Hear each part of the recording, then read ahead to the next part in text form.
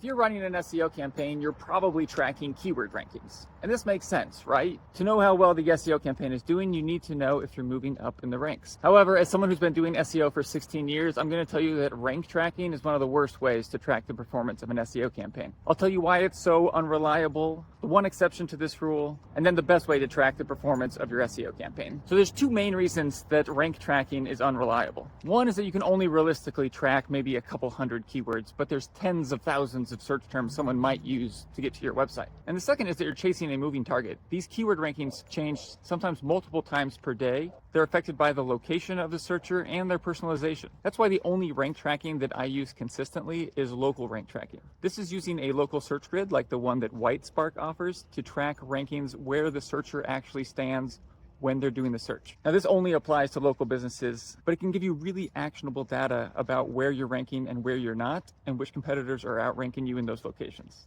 So if you're not tracking your keyword ranking, how do you keep track of the performance of your SEO campaign? Traffic. What you really care about is how many people are finding your website through Google search. And the best place to see that data is Google Search Console. However, keep in mind, you don't care about all traffic.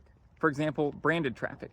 If someone is searching for your brand by name, you should rank at the top of Google no matter what you're doing on the SEO side. So when you're trying to evaluate the performance of your SEO campaign, you should filter out branded traffic.